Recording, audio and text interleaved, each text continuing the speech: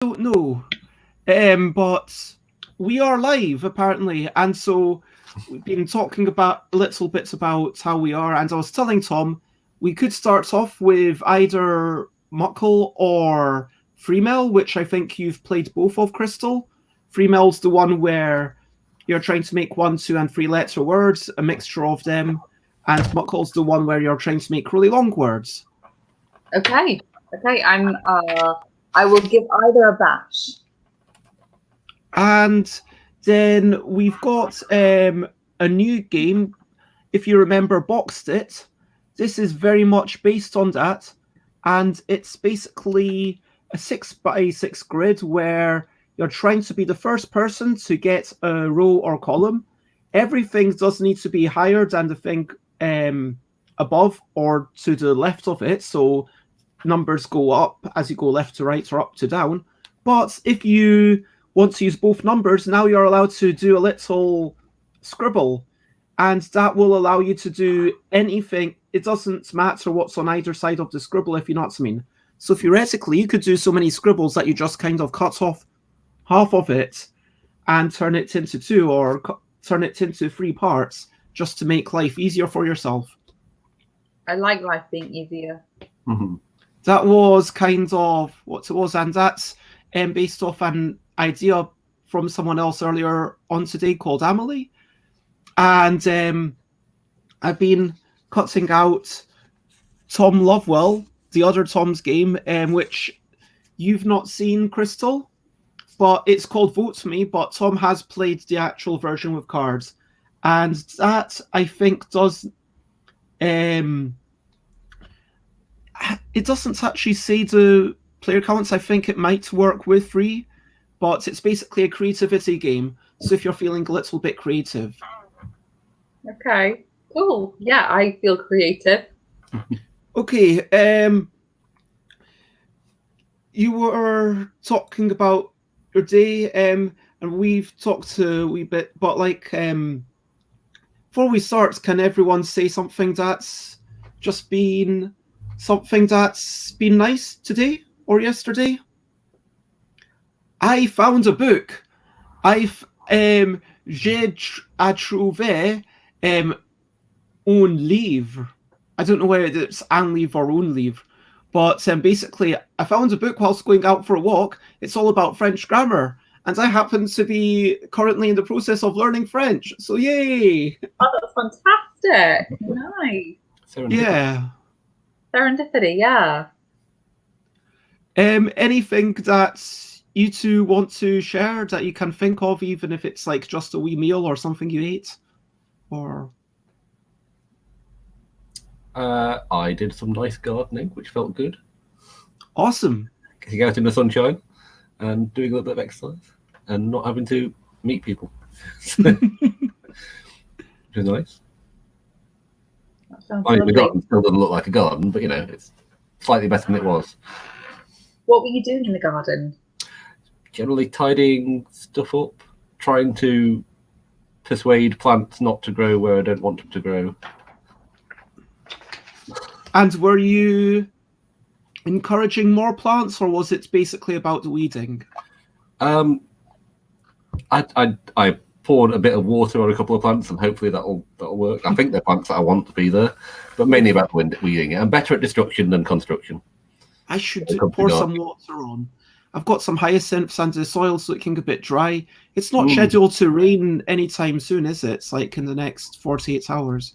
Not that I've seen. I've not been paying a lot of attention to weather forecasts, to be honest. It's a bit irrelevant at the moment. I have. I don't think it's due to rain anytime in the next kind of week or so. Wow. I think. Well, I went on a nice walk. It was really it wasn't a particularly interesting walk, but it was just so hot. I was like, I love the heat, so I was very happy about that. And yeah, I think there is this whole thing of, yes, we need to socially distance ourselves, but that you can still go outside, and it's a bit, it's not a great idea to go to the local park if the local park is swarming with people. but you can maybe go down some side streets and maybe you see some pretty things. And I saw someone had tied up like little toys on a lamppost, and lots of people are doing wee rainbows in their window, which at first I thought, I only just realised it's all about saying well done and thank you to the NHS, which is lovely. Yeah, that is lovely. Yeah, those are nice things. Okay. So for the wordy game, if you are happy to start with a wordy game, would you like to play Muckle or Freemel? So I think oh yeah, Tom needs to go grab some paper. So Freemel, I think you played this one before, Crystal, where I think I played both of them. Okay.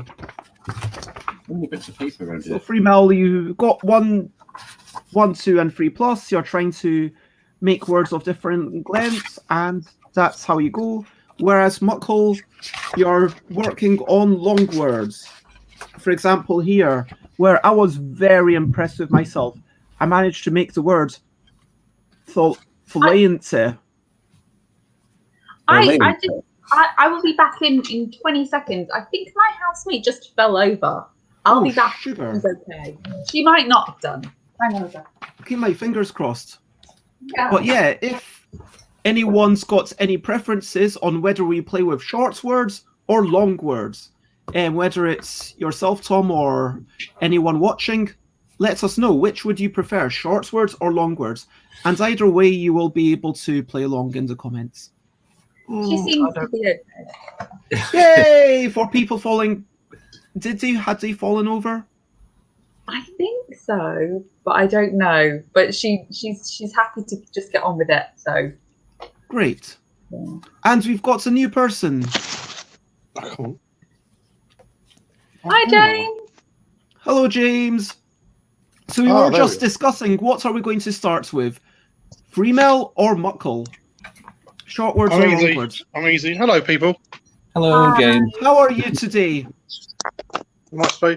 Yeah, I'm doing all right. The Queen came on tonight for dinner. It was nice. What? Oh, the Queen. Yes, the Queen did a speech at 8 o'clock. Yeah, she came on my dinner tonight, which was nice of her. So I made her a little roast chicken, and I think she appreciated it. Oh, lovely. Did she say anything good? Yeah, she didn't stay long though. Apparently, she was quite busy. So yeah. Fair enough. Okay. How's your day's been? Generally good. We've talked about sunshine and gardening and finding French books. One French book. Cool. One French book, yes. Is it about ragout de whatever it was? Legume. No. Legumes. No, it is not about vegetable stew. It is about grammar. About conjugation. Nice. So, we'll start off, if everyone's happy, with Muckle. I'm going to... Or... No one's got any preference? Freemel or Muckle? Go for it. Okay, Muckle. I'm easy. Let's go for the long words. Long words. So, what we're going to do during this game, because there's a couple of people watching, you will be able to play along. So it's all about the L cards. I will pick them up and you'll choose one of the letters. Then you'll choose another one of the letters to continue our word with. And when we pick the first card, you'll write down the letter. All you need to play is pencil or pen and paper, which hopefully everyone has. You choose the letter, you write it down, and then each subsequent letter you continue that one. Or you can start a second word, or you can start a third word. You can have up to 3 words going on at once. You cannot start a fourth word unless you scribble out one of the other things. If it was a finished word, then brilliant, you score points. If it wasn't a finished thing, then, oh well, there you go.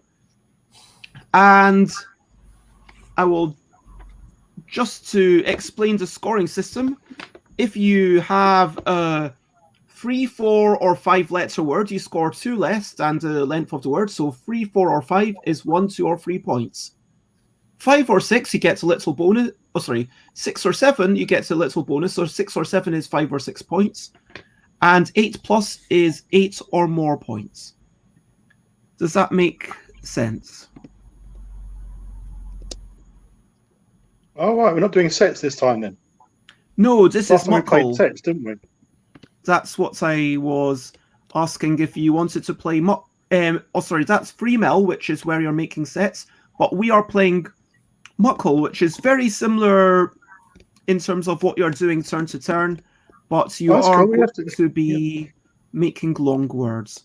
And I'm just So typing basically, up. just got to get the most points we can, basically, with the most number of words. Okay, cool. Exactly. So, 1 and 2 letter words don't count for any points today. no, absolutely Okay. not. Not in this So game. hopefully you can see the comment that I just posted. 3 equals 1, 4 equals 2, 5 equals 3, 6 equals 5, 7 equals 6, and 8 or more equals 8 or more. So that's length of the word versus the number of points you get. Okay. So if you've got a short word, it's really worth pluralizing it or going for something. If you've got end, maybe try to push for ended or whatever. In this world, 3 equals 1. This is the world we live in. So, is everyone ready? One question. Yes. Once you've got the letters written down, can you ever get rid of them, or is it only if you're making a word? Can you scribble out a letter and continue the word in a different way? No, it's only if you're making a word. So this is strictly harder than the card version of Muckle. Mm-hmm. The roll and write edition. You can, at the end of the game, if you've got, for example, flood and then an I, so FLOODI, even if you never actually manage to get the N and G, you can scribble that out and do flood, but you couldn't scribble out the I and replace it with an S, if that makes sense. Yes. Yes. Okay. So when you scribble out something, either there's a word or there's not a word, and hopefully there will be words more often than not. Let's see. The first card is going back to the old days. It's ERP. ERP. Next card. Rhinoceros, R or H.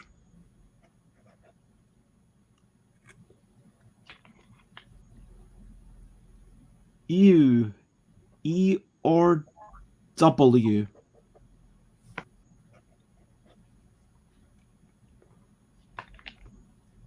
Shall I make my screen bigger? Yes, please. Yeah, go on.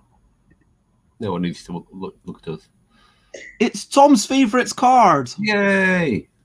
C or C. My card. Why is that your favourite card? My Because initials. Tom Cauldron. Oh, I see. Nice. Is it pronouns? No names of actual places, right? So no names of people, places, or companies. You're not allowed anything that would be an abbreviation in Collins English Dictionary, but you are allowed abbreviations that are now words. For example, laser. But, so T or C. E or M. Let's dash along. S or B.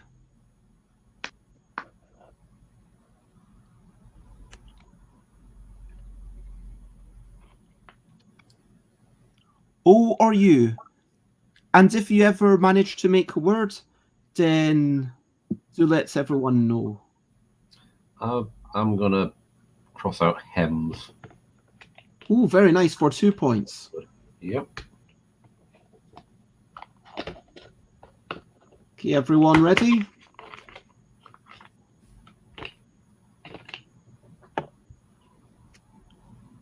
N or U?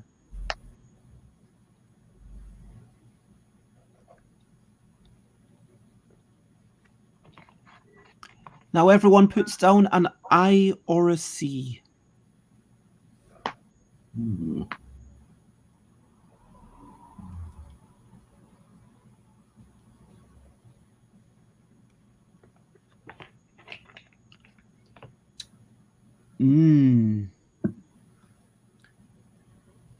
N or H. I'm going to take emu for 3 letters. Nice. That's 1 point. Do bear in mind, James, that's if you waited for an S, that would be double the points. I've got no room on my cards. I've got to use this card that you just gave me. You can skip one if you want. No, it's okay. Okay. I am going to skip this one, I think. I've backed myself into a corner already, but it's fine. I or L? I'm gonna take sun for 1. I guess 1 point. Oh, I might skip this one as well. Oh no. A or L?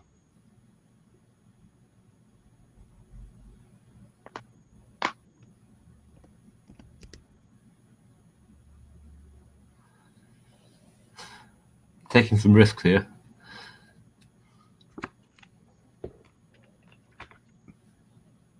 E or K? Ugh. Okay. Yeah, I don't like it either. No. Oh, Even though this should be your favourite card, Crystal, because it does have the only kind problem- of, well, it's got the initial of your first name at least. It does. It does. But not your full initials, unfortunately. Mm-mm. I am going to give up. Oh no, I'm not going. I'm going to skip this one. I or B? I'm going to take NIE for 3 letters. Ah. And I'm going to have a. I'm going to take B.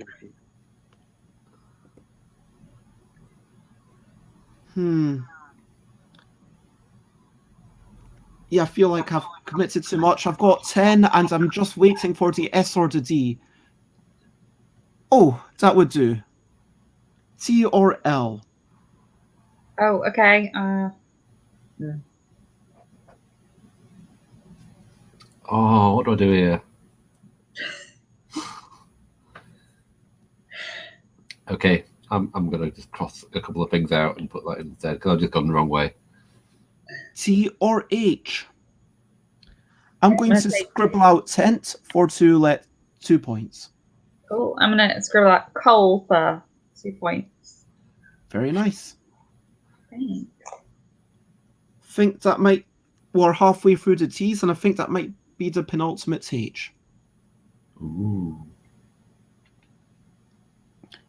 I, or I or Y.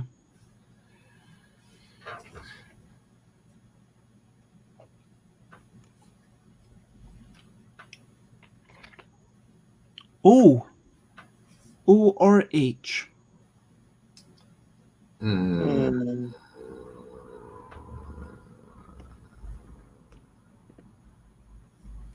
Nah. Okay. I'm skipping that. Ooh. OD.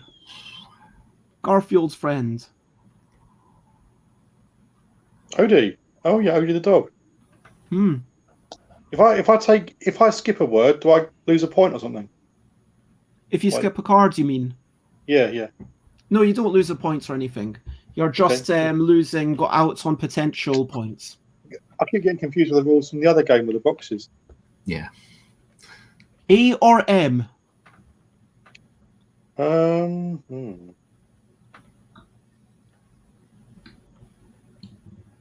I think it's time for the next card. O or C? Oh.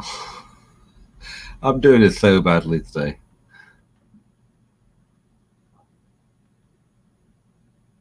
I think that's the penultimate C. T or D? Loom is a word, right? How does- Loom. L-O-O...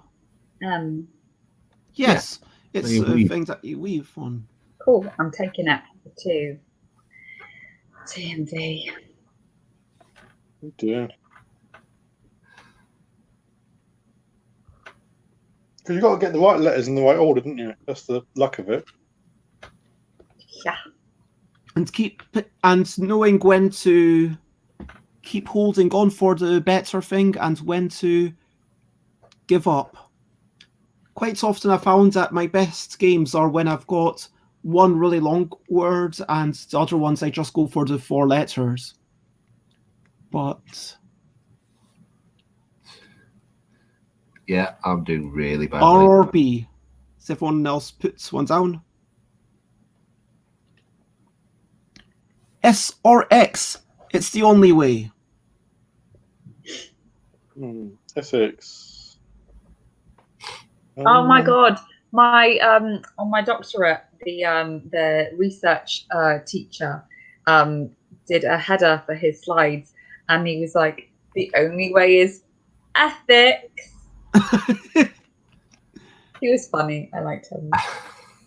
Oh, I like that letter. Well, note this one well. N or B? I believe that's the last. Yeah, I believe that is the last B. Who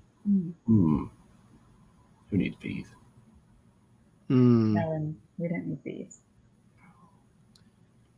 That's where all the bees went now.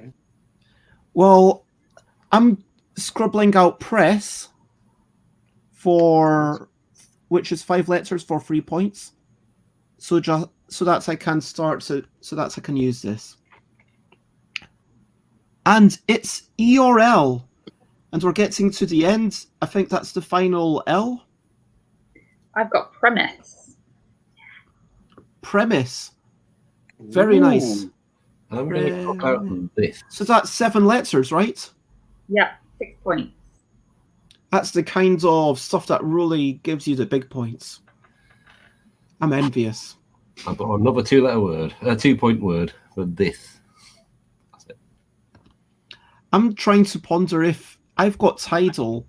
Is tidal's a word? So normally we have the rule that you can look up 1 word per turn just to stop you taking too much time. And tidals is not a word, but tidally is a word. Yeah. Like to do with the tide. So I will hold off. I or Q? I'm going to take scathe for 6 letters. Seems like a smart choice. T or G? The G, which very riskily I've been waiting for since the start of the game. I've got toning. I will wait to see if I get tonings, because I'm sure that is a word. So I'll hold off for that. Do you want me to double check that? Tonings. No, no results for tonings in the dictionary. I'll just go for toning then. Yep. I'm not going to wait for toning. So 6 letters gets me 5. Yay. And that is your reward. And the next card is R or W. And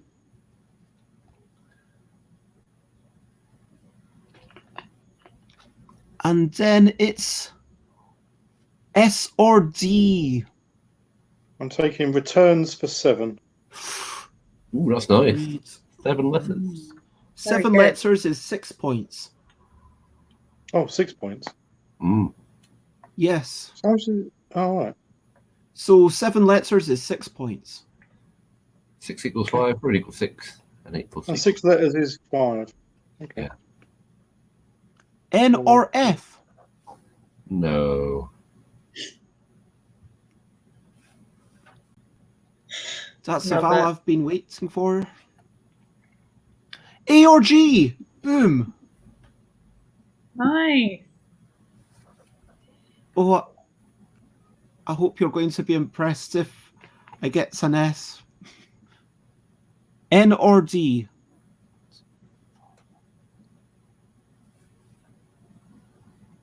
Oh, I could totally have taken those. Damn it.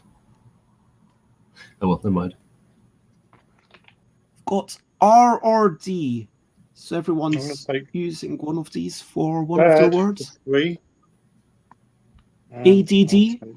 So 3 letters is 1 point.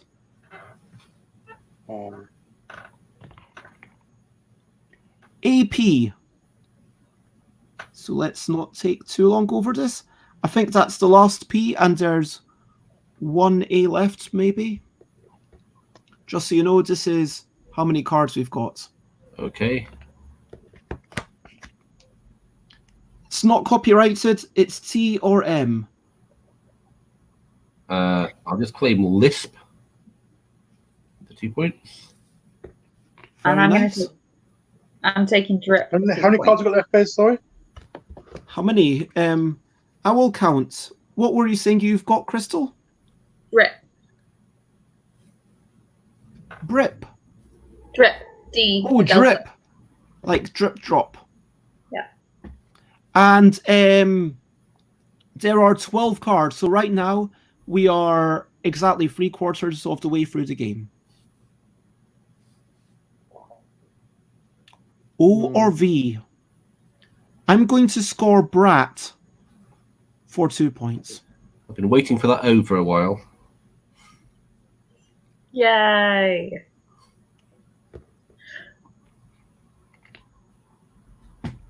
O or F? Is this the one you've been dreaming of?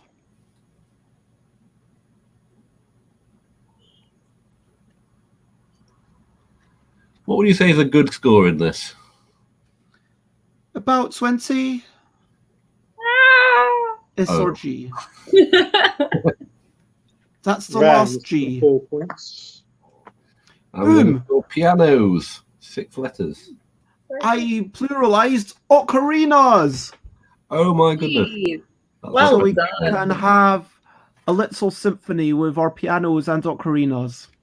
Oh, wow. I've never heard the word ocarina outside of the Zelda games. You I know, think that's after the Ocarina of Time, there was a definite uptake on people playing the Ocarina. N or Z? And of course, this is the only Z in the deck.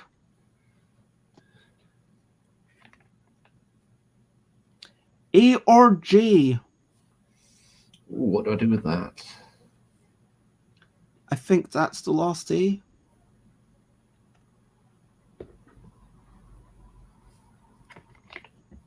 R or M? And we're out of M's.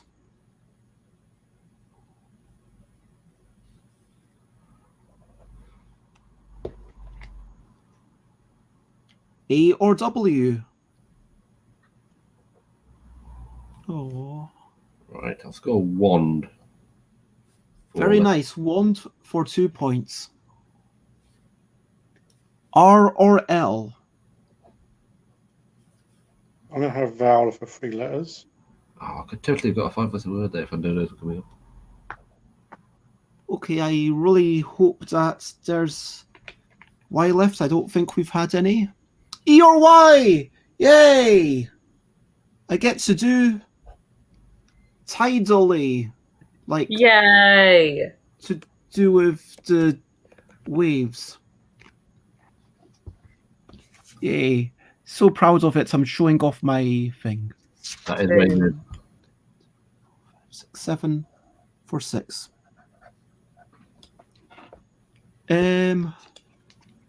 There's an S or a C. Use that S for tones. Do names for 5. 5 letters. 5 letters is worth how many points? 5 3. letters is, yep, 3.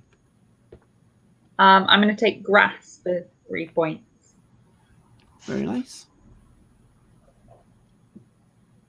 I or U? How many letters left? How many cards left? Sorry. One. This is the penultimate card. Sorry, I should have said. Okay. And just because we could work out by process of elimination, the last one, well, it's an the last one is S or H. Okay. S or H? I've got a question. Yes. Is Aris a word? A-R-I-S. I believe Cockney wiring slang for bottom. I might be wrong. Yes, you're completely correct. Cockney vulgar slang. Buttocks. That is exactly what it says in Collins English Dictionary. Bottle, of rum, bum. Makes sense. What dictionary are you looking at? I'm looking at Collins, which is... No, I'm not looking at any dictionary. It's all in my head. Okay. Anyway, I've got Aris. Which doesn't score me many points, but I'm proud of it anyway. It's a good word. With the last S, I've done cis, which gives me 1. So I have a total of 22. Woohoo! What did everyone else get? Ooh. I reckon I scored 23. Ooh. Well done. I've got 16. 16. It's still a vast improvement. Nice. I think last time I got 4. Got 2 6s, 2 4, 3 4s. No, 3 4 5. 1, 2. James? 2 3 4 5 6 2s.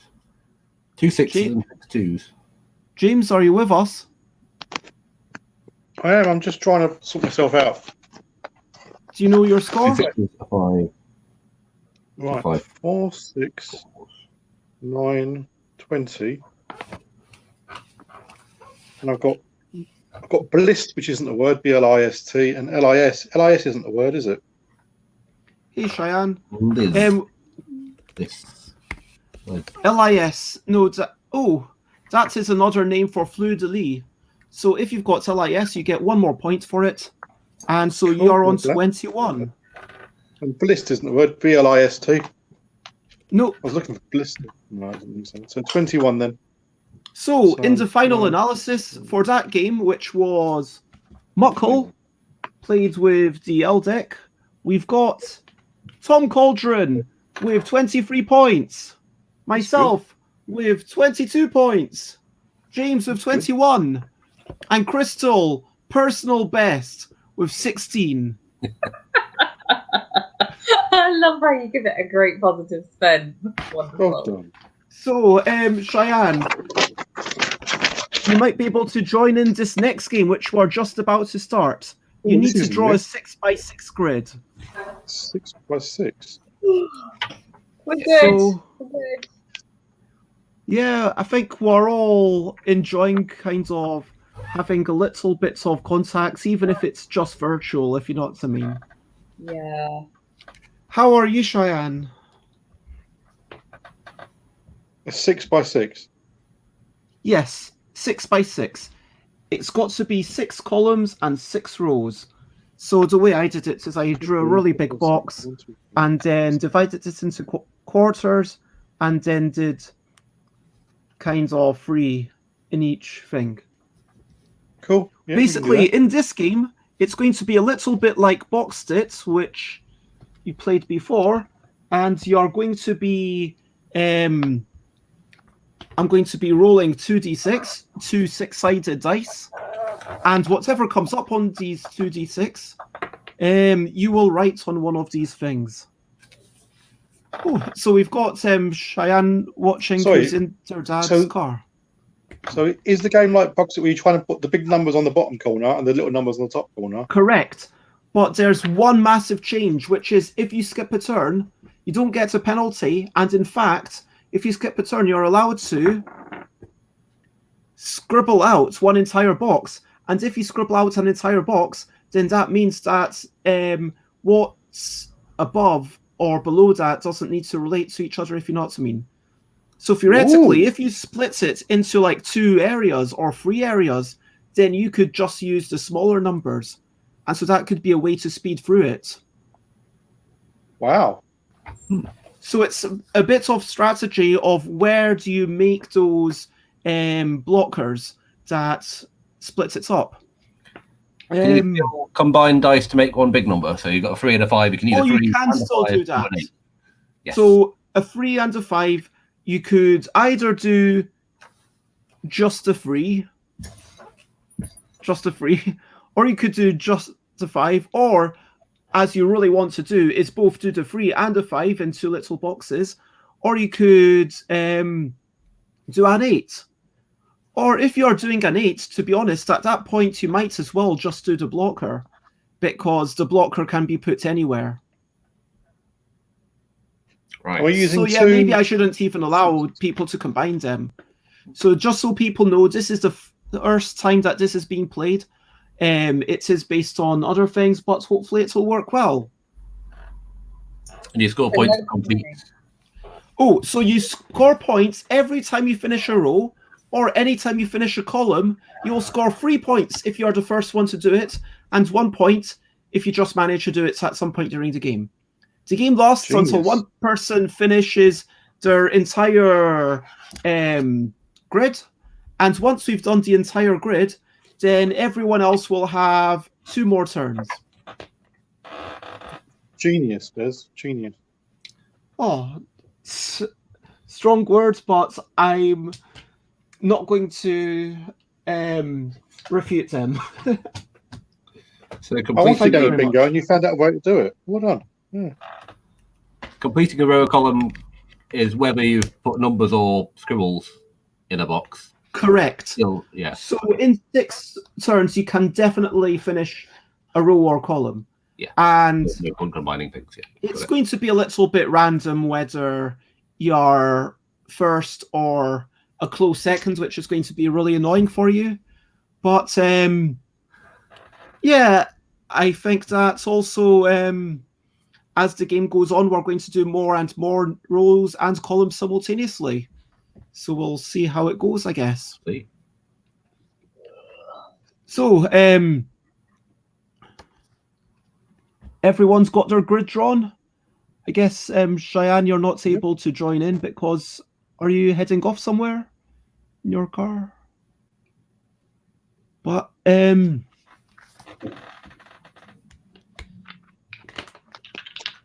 am rolling these dice.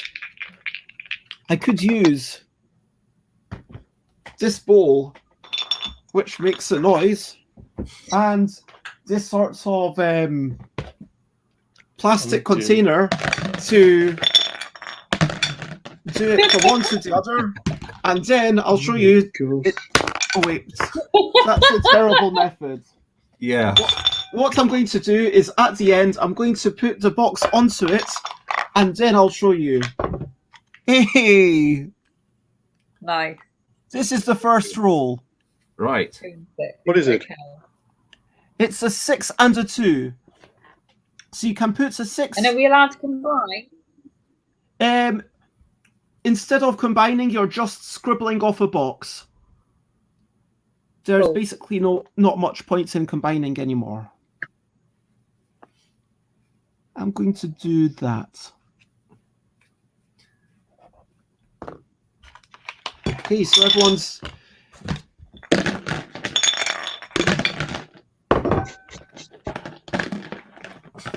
What is going on? And the next dice roll is 3 and 4. Going to... And remind me. I should have remembered from what you just said, but you can only take one, or can you take both? Oh, you can take both. Numbers? So we've had 2, 3, 4, and 6 are the numbers we've had. And so... You can have all of them? Yes. Okay. Thanks. Okay, next roll. And I use the term roll kind of loosely, but it is being randomized for sure. 4 and 5.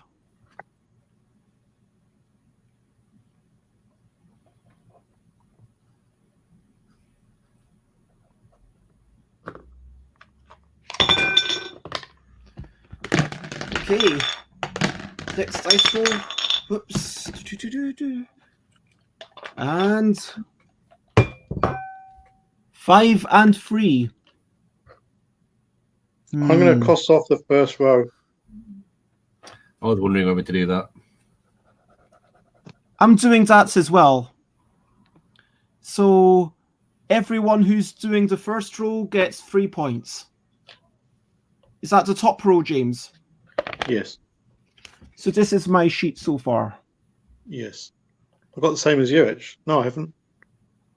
No, I haven't. Can you show your thing, James?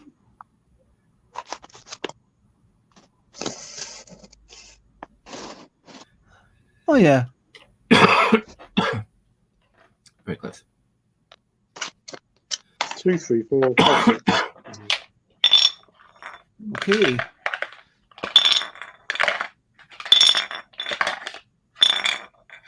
Whoops. It says double 6.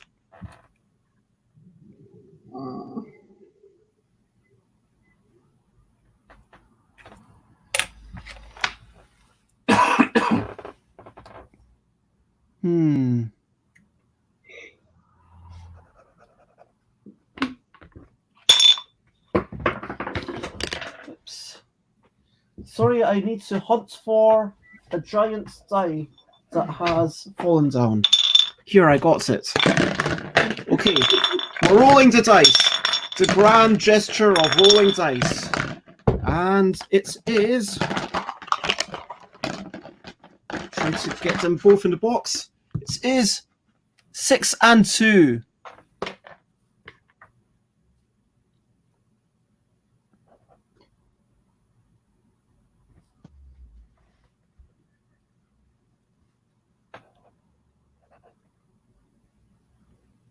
And remember, every number that you place needs to be higher than the thing above and higher than the thing on its left.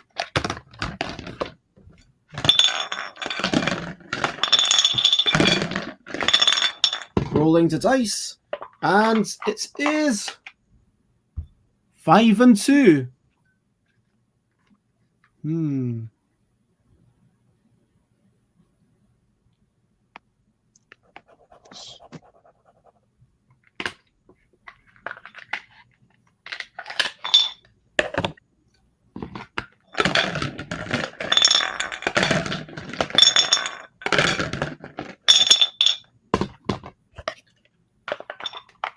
The next roll is 6 and 4.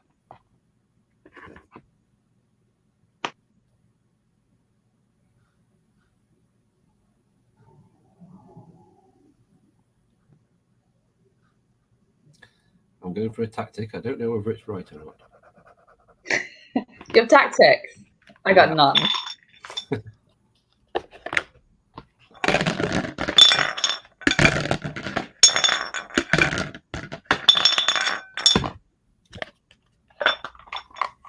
Oh, Cheyenne's enjoying the world outside.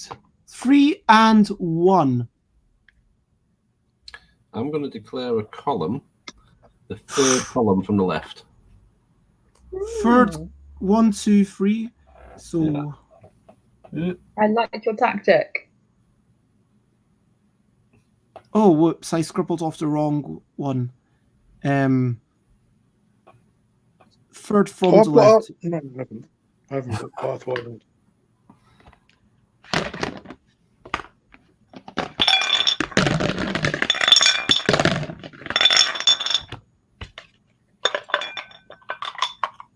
We've got 4 and 1. I've got a second row. Yay.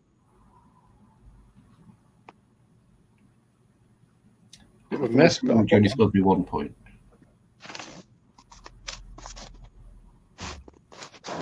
Very good. Yes. I'm taking the leftmost column. God knows what my strategy is. So everyone else does a little X beside the leftmost column. So Crystal's the only one who gets 3 points for it. And you You got got if I get my second row? 3 because you were the first person. Okay.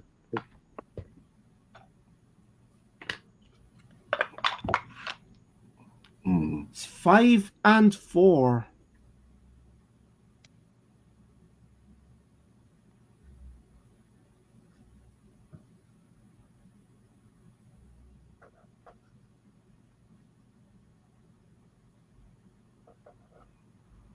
Hmm.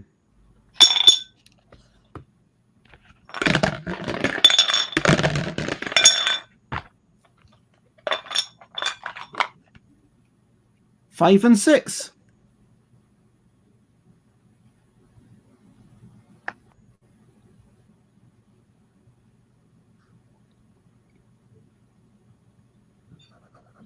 I'm scoring the same one that James did, the second row from the top.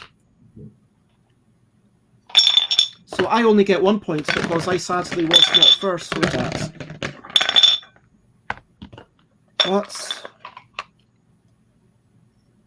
3 and 2.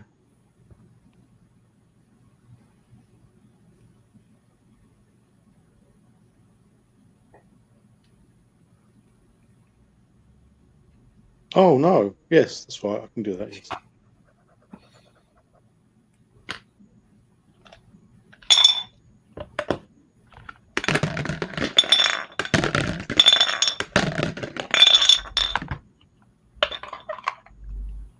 Got 6 and 5. I'm going to do the right-hand column. Nice. So that means you've scored 3 points, and we cannot. I'm scoring the column. I'm scoring the column 3 from the right, which I believe no one has scored. So I get the 3 points for that.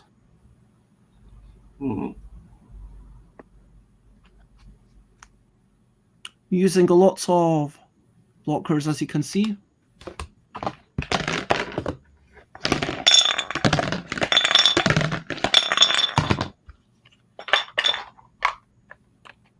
One and 2.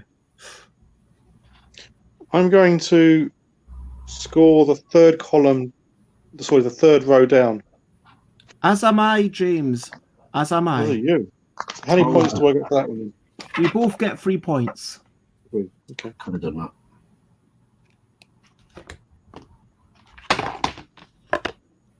You could have. But you didn't. Oh. Wherever Cheyenne is, apparently it's a bit chilly. I mean, it's quite warm down here in London where 3 of us live. 2 and 4.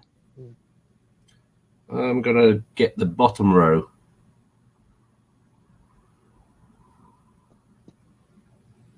Ooh, nice. I think we've already had the leftmost column. Someone's done it, haven't they? I think James Yeah, got that's that. Crystal, I think. Oh, Crystal got that. Yes, Crystal got that. So I'm doing that as well. I get 1 point.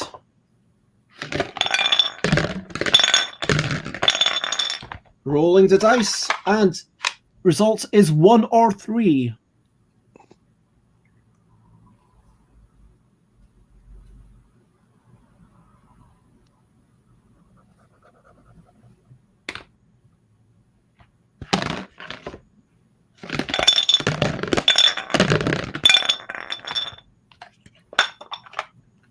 And now, 1 or 3 again.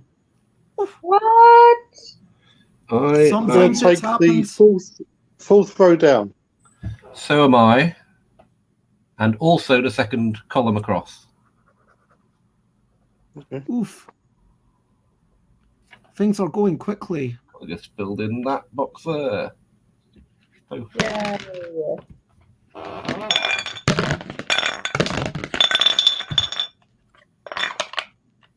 It is 5 or 3. I'm going to go for the second from the right column. I'm going to go for the rightmost column for 1 point.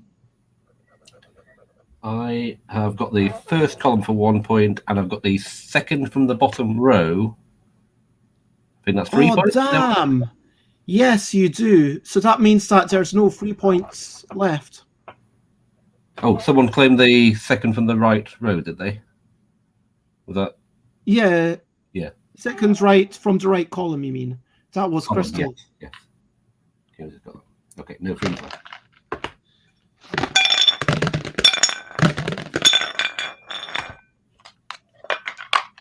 And we have a 2 and a 4. Oh yeah, Canada's going to be a lot chillier than anything going on here. I'm going to take the third column from the right. But I think that's already been claimed by someone. So do I just get 1 point? Everything has now been claimed, so anything you get will just be 1 point. Okay.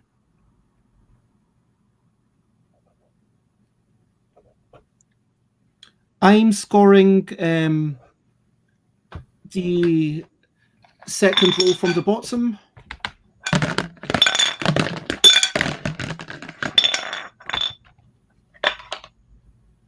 Six and a 3.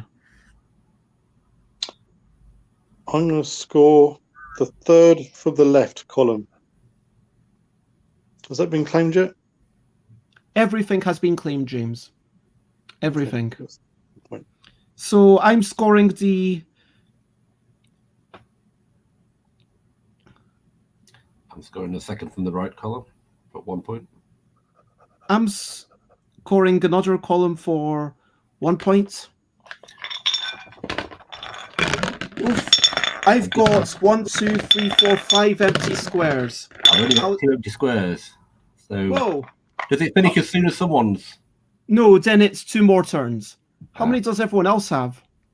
3 empties. I'm going to score 1 and my a 2. second from the bottom row. Last column and third row.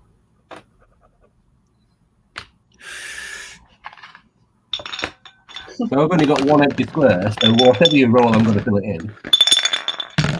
And then we'll get 2 more turns after that. Yeah. But I've left. So it is a 5 and a 2. Oh, I could use a 5. Yeah. I'm going to So do the second column.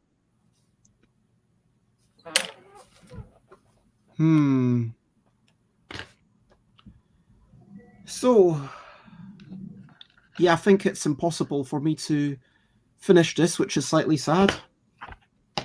I think I did too much blocking.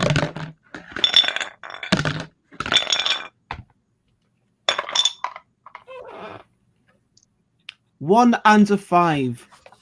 And I'm done. I'm taking the second on the right column for 1 point. I've taken another roll for 1 point. And this is the final roll because Tom has finished. And it is 2 and a 6. And I am getting 1 point, but I was left with 1 space, sadly. Did everyone else manage to finish? All done. No, Slight mess, my grid, but it works. I got 5 spaces, so I've got 6 points.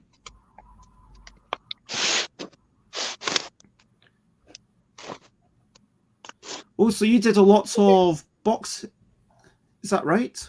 Yeah, I did a lot of yeah. Do you get Even more than me. Quick question: you get points for the columns, and then also for the rows. If Yes. it has. Okay, I've got slightly more points then. How many points have you all got? So I've got 16 because I got 3 threes and 1, 2, 3, 4, 5, 6, 7 others. Cool. What have you got, Tom? 24. So my strategy was to fill in the corners, sort of like a diagonal of blanks, and go 2 to 6 down, and then 2 to 6 there. Yeah, I had a very similar one. So I got 22, and I had I was going 1 to 6, 2 to 6, 3 to 6, 4 to 6, and diagonals up. Very good. Worked all right. How many points did you get, Tom? 22? 22. So actually, James managed to win by using minimal blockers.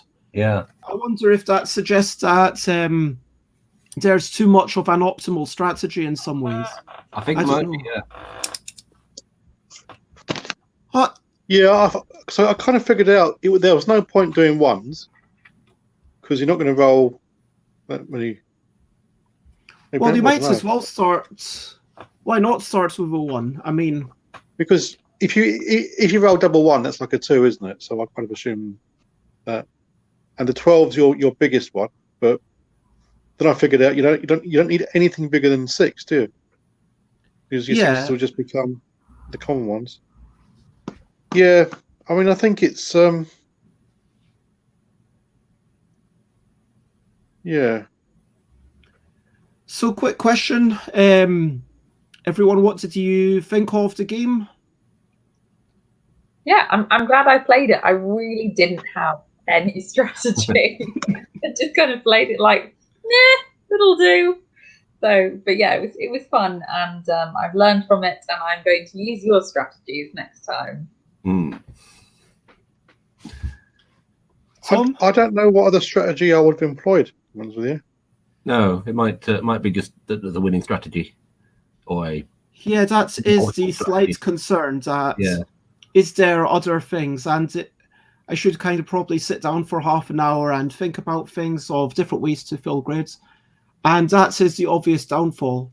So there needs to be something else for people to do, but it'll take a little bit of pondering for sure. But if we all had the same numbers on our grids, would we still finish on the same time, or would it be down to personal choice which ones we ticked off first? I don't know. Well, we probably would. If anything, that would funnel us down an even more similar path. So Cheyenne's talking about COVID, and I think that's the nature of the pandemic, really, that it's basically everywhere. I mean, it's just, is there anywhere where I'm sure there are countries where it doesn't exist yet. Antarctica. The penguins don't have it. Well, I was due to go to the Philippines like a couple of weeks ago for 3 weeks, and one of my colleagues at work, was due to go to Nigeria to get married at the same time, and it was really interesting how different our two reactions were. I was gradually like, "Yeah, I'm not going to the Philippines, am I?" Whereas she was like, "They don't seem to have it in Nigeria. They're fine there." And I'm like, maybe that's a lack of testing. Maybe they. You don't hear much news about Africa, do you? I would have thought Africa would have been one of those areas where the hospitals wouldn't have been as good over here. Maybe there'd be even more at risk, really. But that's a really good point. Because there's a hot country, and the virus about how many deaths they've got and everything. And I was looking to see, there's still a couple of continents where it's not had much of a foothold. Oh wait, yeah, it's in Africa now. And that's when it's going to get scary. Yeah, that is, I think, as Crystal says, is that because it took hold later, which is quite probable, or is it because of the lack of testing, which is also equally probable? We don't know. Lots and lots of factors. Lots of factors, yeah. So, are people feeling up to playing? Oh, James has gone off. Well, we can still play it with the three of us. Oh, there's James again. I'll have to just pop them on. Hello, James. You skipped away for a second. So we're now going to play Tom Lovewell's game, Vote Me. Oh, yes, please. Let's play Vote Me. So this is a game by friends of the show, Tom Lovewell, who has been on the show before. And if we have a minute to refresh, does anyone need a quick water break, or does anyone want to say something which makes them smile generally? I'd love a cup of tea if you're making, Bez. I can't get one to you, unfortunately, James. You're a bit far away. But Damn. you're welcome to make one yourself if you'll be, because you know how to play, and then Well, I'll explain it to In Tom that and case, I Kristen. might have a bit of chocolate, and I would offer you some, but unfortunately, just say you're too far away. So, Yeah, all these geographical differences, they've come between us. We said nothing would come between us, but now there's space and arguably time. Oh. I mean, it's the unstoppable forces of the universe, space and time. But we can overcome the space with video chat. Yay! But yeah, time is something we can't really solve. No. Time's the true unstoppable force. I've got a little heart chocolate that I got from Easter egg. Oh, lovely. Oh, So, what a but it's delight. mine. Ha ha ha ha. You know, one daily thing that I really like is knives. Oh, okay. So knives are just useful. Just their utility. Just generally for cutting up vegetables, for basically just culinary purposes. They're super useful, and I'm glad to have knives in my life. Is this part of the game, or just because you're a serial killer? Hey, I just really think that it's important to sometimes take a step back and think how much we enjoy things. Like, I've got a lamp here, and so if I turn it off, you can barely see me. Yeah. Great. But I fixed my lamp recently, so you can see me better. Wow. Well done. Oh, yeah. Thank you. And so, yay for electric lighting. That's an awesome thing. I mean, these little things that we take for granted. It's definitely, I agree, it's a really good thing to kind of ground yourself in the present moment and kind of look around yourself and see what you're grateful for and what you appreciate and how it impacts on you in a nice way. But it's also helpful for your friends to know which things that you're genuinely really excited about. Are you excited about knives, or did you just have a moment where you thought, I'm glad that I have knives? Well, I was just looking around and I looked at what I had, and because I was cutting up bits of paper earlier, I had this knife next to me. Cheyenne is asking why, as in I assume you mean why should we bother appreciating these things? And I think the reason for that, I mean, it's to do with just appreciating what's around you. And if you kind of enjoy what's around you, then you're maybe a bit more likely to be happy in life. Yeah. Like if you're like, okay, let's look around us and think about the fact that, okay, this pencil which I've got, it is really useful, incredibly useful. It offers me the ability to write. It offers me the ability to erase.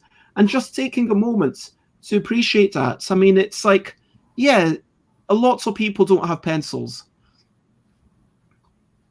It's true. It's very true. Okay. I like that. Okay. So here's the thing I really appreciate. Art. Ooh. Wow, that's amazing. I bought pretty it from this little cafe in Bristol, maybe 2 I thought years you drew ago. that just now. No, it was made by a local artist. I absolutely love it. So it's yeah, I appreciate that a lot. I also appreciate that Boots currently has on half price my favorite conditioner. Yay! Oh my god, I have that as well. Do you? Oh, great. Are you appreciating peanuts, Tom? Oh no, is that bourbon biscuits? Chocolate biscuits and grapes. Yeah. So, all the food groups. What an interesting combo. Ooh, thank you. Yes, good choice. Yeah, I like kind natured. It's really Yay. good for your body. But mine wasn't half price though. Mine was full price, unfortunately. Yeah, I kind of stalk the Boots website for when it goes on half price every like, I don't know, That's lucky days. several months, and then I buy like 5 bottles. Yay. Yeah, if you have something that you love, it makes sense to go out and buy it. It saves you trips to the shop. It saves you money if you manage to buy it when it's on sale. It's good stuff. That's You're true. the first person I've met that's got the same taste in shower gel as me. That's Well, so interesting. I have really sensitive skin, and this is no Yeah. sulfates, parabens, or petrochemicals. So No, that's it's good why. stuff. Cheyenne's asking, do you guys have any favourite rappers? So Do you, Tom? What like? I don't listen to rap music that much myself generally. I did enjoy a fair bit of It's a sweet Eminem rappers, yeah. and, you know, a little bit of Beastie Boys. You know, I Oh, quite nice. enjoyed their energy, but no, I don't listen to a lot of rap. It's the truth. No, I don't really. But this is such a tangent. I'm just hogging the limelight. I was having dinner with my housemates last night, and one of them found this playlist on Spotify called Transistor. It's really good. It's like fully from the 90s, but it's amazing. Sorry, Shy, no rappers on it, but it's got like pulp and. I don't think there's any buts to be there. I think you could say it's from the 90s and it's amazing. It's really good. So it's not as if music's taken an upturn in like the past 30 years. Yeah, I know that there's some really great stuff. I'm not trying to bang on modern music, but genuinely, there's amazing music from all the different eras. Like, I've listened to amazing music from like the 1920s and 30s. Like Edith Piaf, like you know, some of those songs, it's like, yeah, actually, Je ne regrette rien. Like, if you, That's what I say. Je ne regrette rien, Edith Piaf. Yeah, that's like a really powerful message. I regret nothing. It's like so strong, and there's a really fierce amount of powerful there. Good, yeah. I love La Vie en Rose. Oh, we went on to 1920 chanteurs rather than rappers. My favourite rapper. See, I'm just waiting for like you know, when I have grandkids or whatever, to show them all my sort of rave collection of hardcore and drum and bass music, and say, during my day, that's what we used to listen to, kiddies. They're like, oh, stop embarrassing me with your really old dad music, you know. I haven't delved deeply into any rappers' oeuvre. But what I've heard some occasional bits which have really impressed me. I heard a song by some guy called Tyler the Creator, which was really nice, and Dizzy Rascal's done some good stuff. But that's going back a few years itself, so you know, that's dad music now, isn't it? What does Cheyenne like? Cheyenne like, rather. Cheyenne likes Justin Bieber. Mm. Oh no! Is Justin Bieber a rapper? He's not a rapper. I'm sure he can turn his hand to many things. He's a very talented young man. Mm. Cheyenne, can you please provide us with one song that you think Justin Bieber has rapped really well on? Because I'd love to listen to it. I can't even name a single Justin Bieber song. I don't even know what he sung. I think he's I've got heard his past name, his but I don't baby, even know what he baby sings. period. Sorry? He's got past his baby period. He's sort of matured as an artist a bit by now. But I haven't really followed. Go on, Bez, give us a rap. Go on, lad. I want to see Bez do a little rap. Yeah, my Nah, favourite rapper is I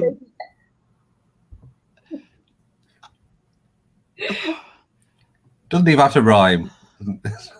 Put you on the spot, haven't I? No. Yeah, don't worry about it. okay, this is Bez and I don't rap because when I try, it just turns crap. It comes out of the toilet like this, and then it's like I'm having a. Thanks, Bez. Yay! That's amazing. Parental advisory, explicit lyrics. Bleep. No, there is one show where they just use the word bacon whenever they're about to swear, and they say, "Oh, this baconing person is so baconing amazing," or whatever. That's pretty cute. I like that. And yeah, they censor any words that they want, or I think they actually did. They read out some of the Cards Against Humanity stuff, but replacing all the bad words with bacon. So like 2 midgets baconing into a bacon. Nice. And it just doesn't make any sense, but it's like, okay, you get an idea of how rude these cards are just by them talking on what is ostensibly a family-friendly show. But is it really family-friendly when you kind of can intuit what they're talking about? Yeah, and maybe not so much. Anyway, I should tell you peeps about this game, which is Vote Me.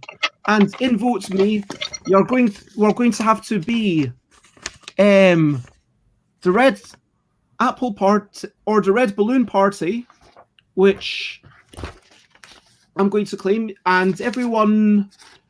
So Cheyenne, you will be able to play along just by voting for who you think gave the best pitch, and we will be playing, but we need to say who's going to be the Green Apple Party, who's going to be the Purple Patch Party, and who is going to be the Blue Butterfly Party. Any preferences? Green apple. Oh, Can I be the butterfly? Green apple for Crystal.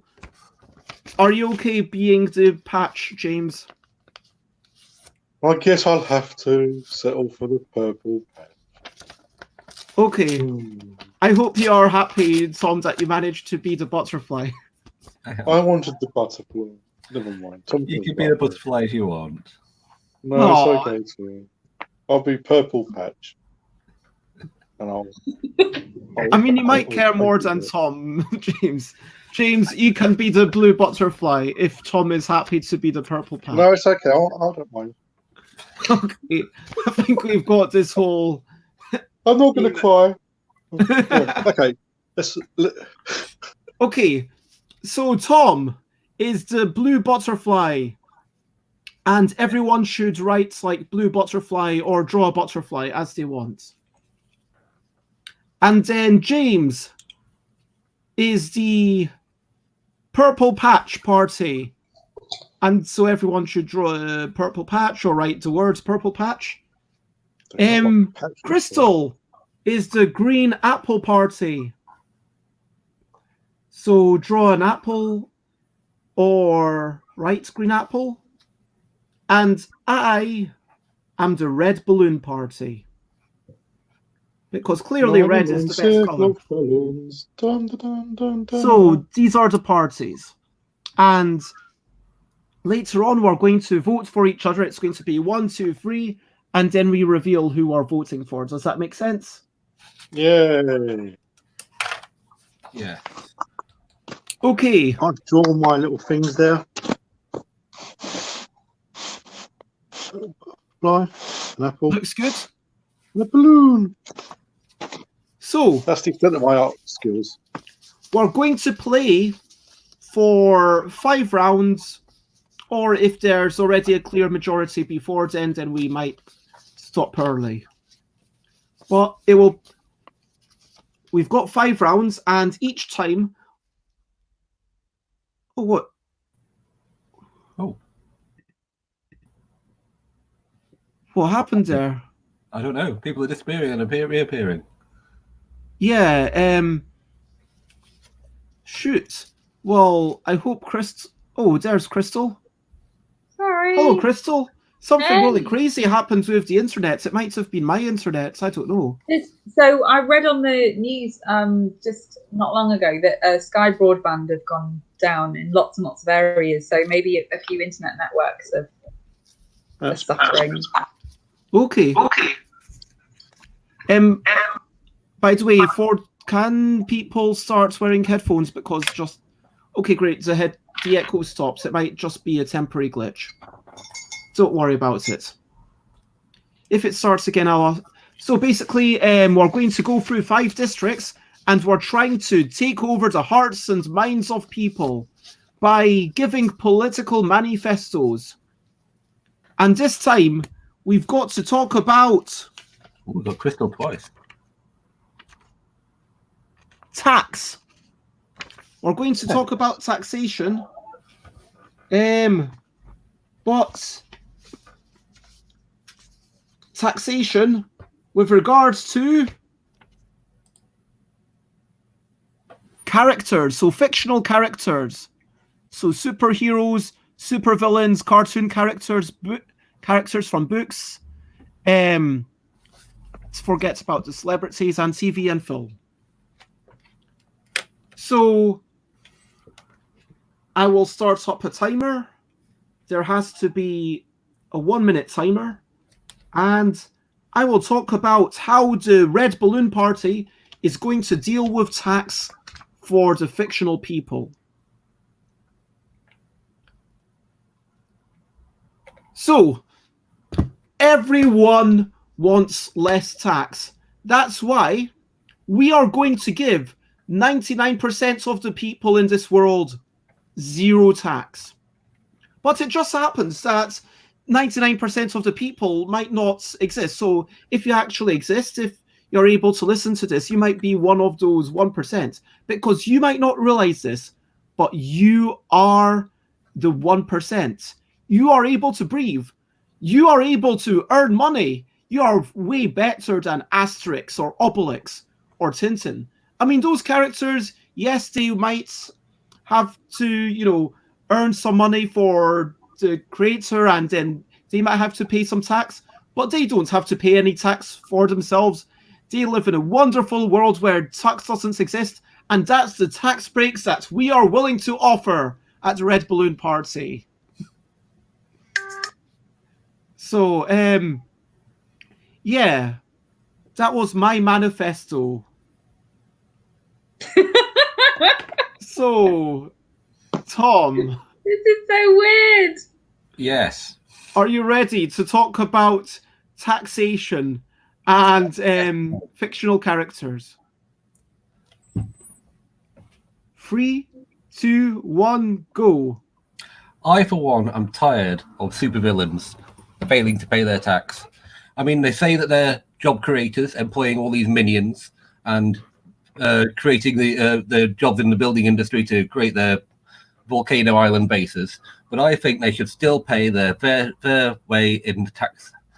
I mean, they live in a world in which our taxes have provided all the resources for them to build their supervillain empire and world domination. I mean, how would they create the world-destroying death rays without the universities and all the scientists that have come through that? And that is funded from our tax dollars, so they need to pay their way. And if they don't, then we'll send in James Bond and he'll blow up their island base. That is my policy. That is the policy of the Blue Butterfly Party. All done. Right. Okay, so we'll go around in screen order the way I see it. So, James, you're next. Are you ready? No. Well, I'll give it a go. I'll just muddle through. I'll see what I 3, can do. 2, 1, go.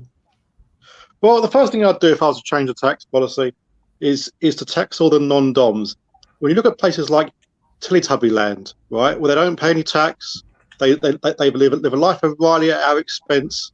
They go around eating custard all day long. They got the sun shining all day long. They don't pay a penny of tax. I think we should be taxing these non-DOM Teletubbies and getting our fair share. As for the superheroes, I think we also want to be looking at the taxes we raise to fight the supervillains and pay for the public services that the Avengers and your Supermen and your Batmen provide. But make sure that if we raise the taxes from all the bad guys, it might discourage them from actually doing bad things in the first place, which would make sense as well. And I'd also want to lower the taxes on farms, so our friends like Shaun the Sheep, for example, can live a happier life. Cute. And I don't Crystal. know. 3, 2, 1, Crystal. I'd like us to take a moment to think about the taxes that we're not receiving from the superheroes. So far others have mentioned about, supervillains. But in fact, these superheroes, they've set themselves up as being amazing models of society, and yet they pay no tax. I think actually we need to make taxation fair across the board, whether you're a superhero or a supervillain or just an ordinary person.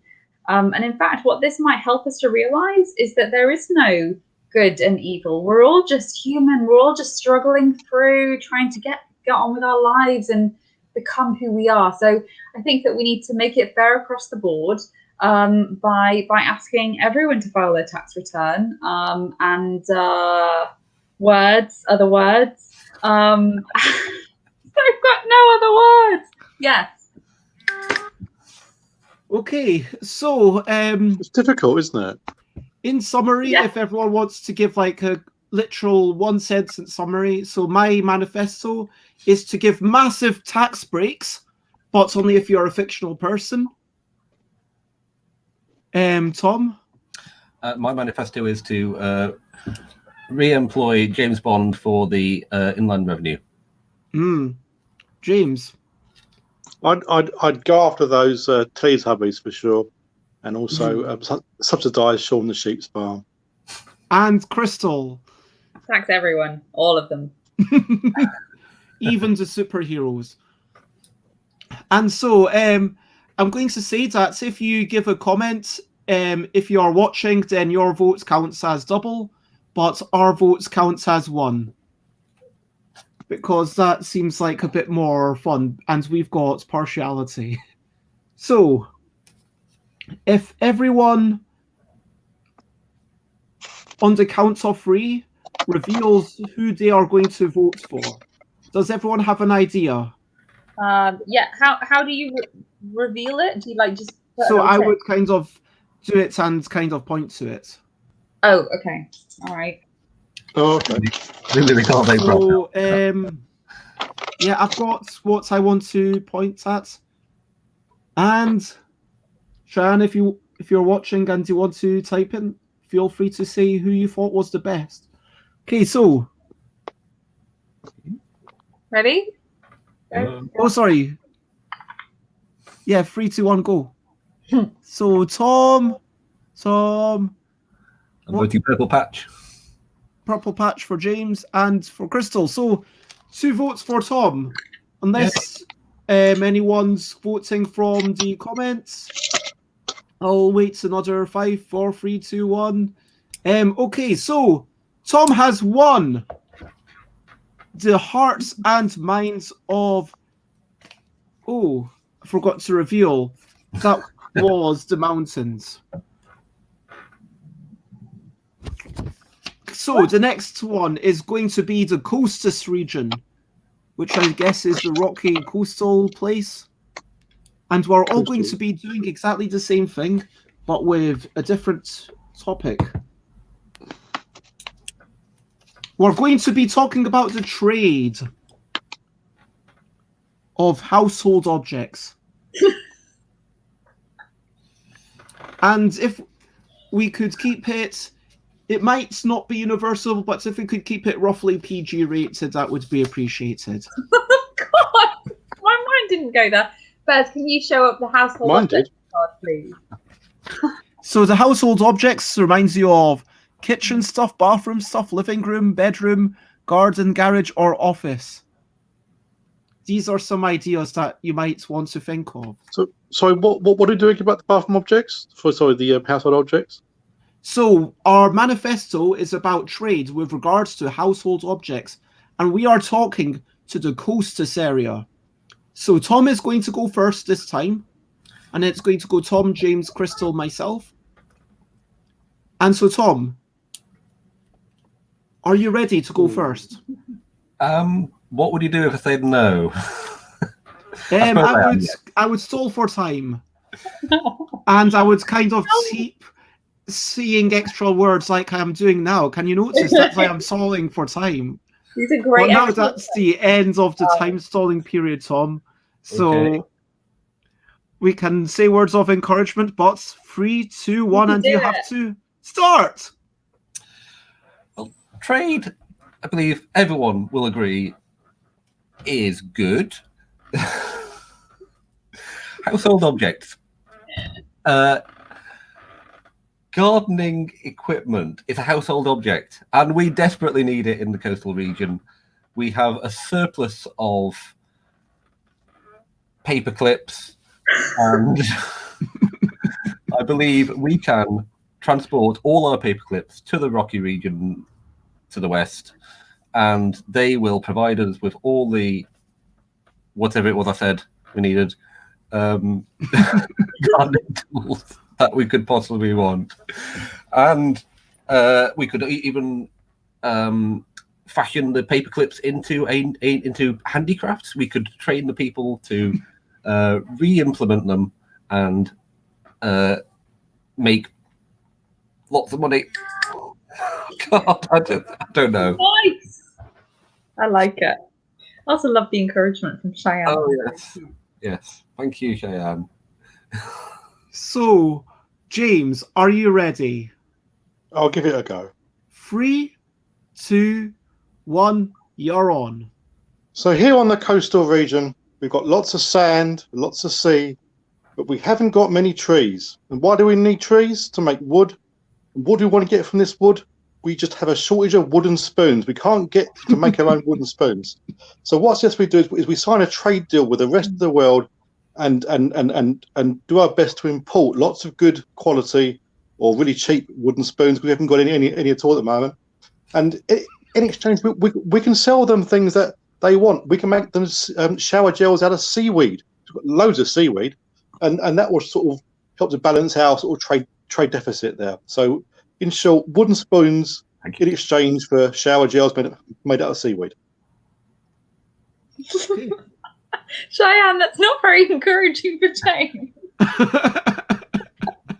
What did Cheyenne say? Cheyenne's on Tom's side, apparently. Thank you, Cheyenne. That's nice. Well, I'm not in Cheyenne's side then. I was kind of warming to you, Cheyenne, but I'm sorry. Ever since Justin Bieber, I just can't really forgive that. But Justin Bieber, he's amazing. He inspired us to talk about baby, baby, baby like that. Made me feel a lot better about my 90s music. Okay, Crystal. I saw a meme for Justin Bieber, which shows him as he is now, like a grown man. It says, Justin Bieber now looks like the sort of person that you wouldn't trust around Justin Bieber 10 years ago. Because the way he looks. Let's not badmouth Justin Bieber or any people randomly. Crystal, Okay. 3, 2, 1, go. So in the coastal region, we are excellent at repurposing what we have. We create very good quality products from natural sources, and therefore we are a place that other regions should absolutely trade with, because they can have confidence of the quality of our goods. And also the beauty, we repurpose from driftwood, for example. It's really quite beautiful. And there are some things that we're lacking. We don't have much metal, so we can't make our own cutlery very well. And this means that we have to eat our food with our hands, and this is not good. So we really do need someone to give us some metal, and we have some beautiful wood on trade. People can rest assured that their homes will be lovelier as a consequence. Right on time. Okay, and it's up to me, and I'm lost, and I still haven't thought of anything good. So we'll see what I come up with. 3, 2, 1, start. Well, at the end of the day, everyone needs shampoo. Everyone needs soap, because in this day and age, we all need to wash our hands. So what it's all about, we've decided, is that we are going to trade everything for soap. If you have extra spoons, well, don't worry about them. We'll get rid of them. We'll turn them into soap. We'll break down the metal. I don't know how, but we're going to work out a way to make soap from this metal. If we've got extra shampoo, you might be a little bit short, but we're going to make this shampoo extra strong so it can be used as soap. If we've got extra ladders, well, do you really need 2 ladders in the house? We say no. We say there is a maximum. Oh, that's me. So, in conclusion, Tom, explain your thing on one sentence. We shall be the paperclip kings of the world. James.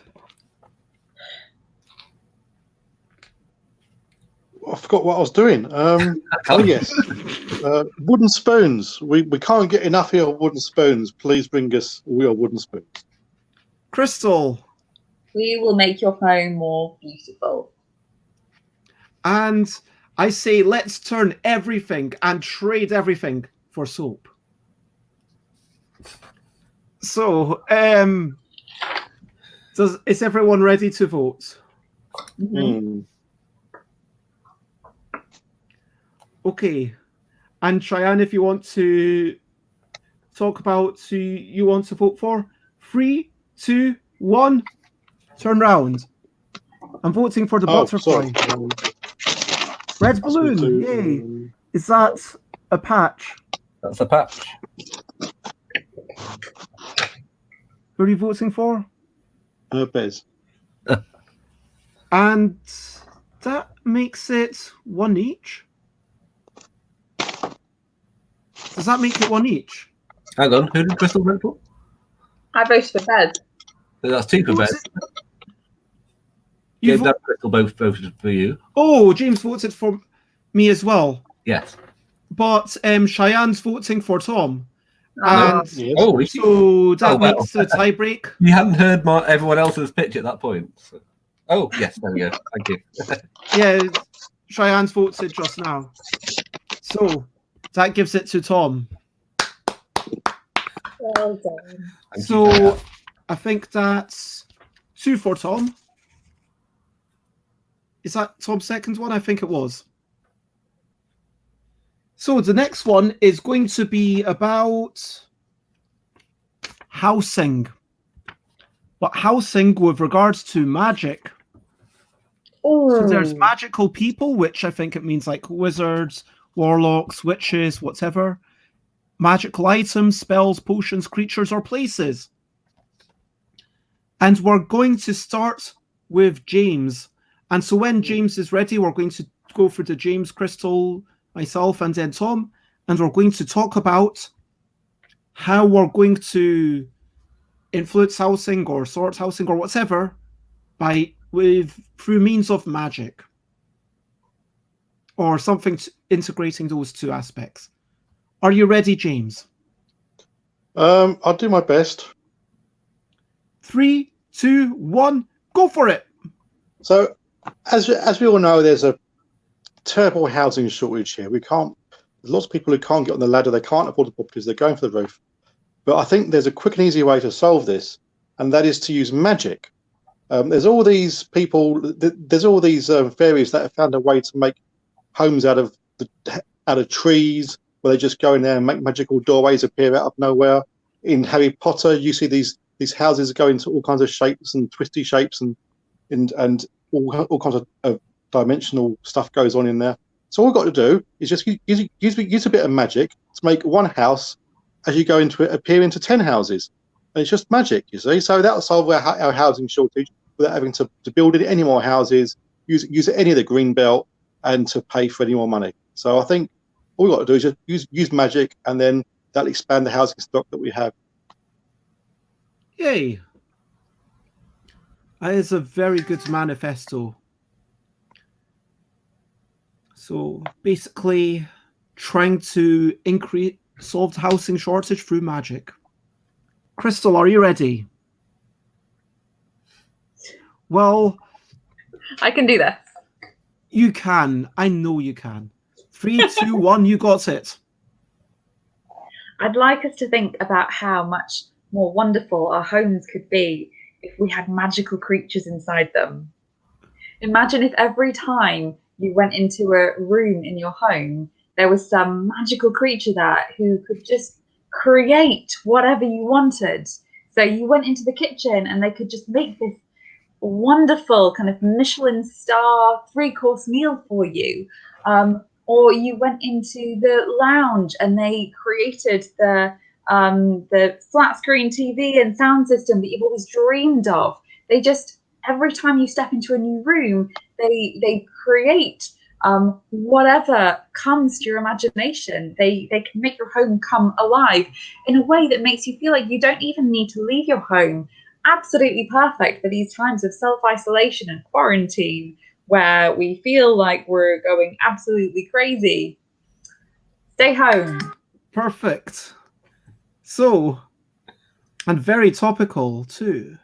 Oh, Cheyenne believes in me. Making our homes better through magic. And so, now it's my turn to talk. 3, 2, 1, go. Well, we talked about making more homes through magic. We talked about improving our homes through magic. But what we want to do at the Red Balloon Party is we are going to remove the need for homes. We are going to give everyone magical protective bubbles. Now, what this means is that you'll have a little magical wand, and whenever you want, whenever you need some warmth, whenever you need, a place to be yourself or whatever, you can just wave out your wand, and you can go literally anywhere. You can go into your bubble, which will basically make you just not exist for a few hours, and then you'll come back, and no one will know where you were. You'll be in your own secret place. Or you might think, oh, I need a bit of a break. I need somewhere to eat. Well, with these magical wands, you can make food. You can get washed. You can do everything without the need for a home. Right. Okay. And, oh, wow, Crystal's Cheyenne's favorite person. Thanks, Cheyenne. But now we're on to Tom. I'll win her back. Try. Well, 3, 2, 1, Tom.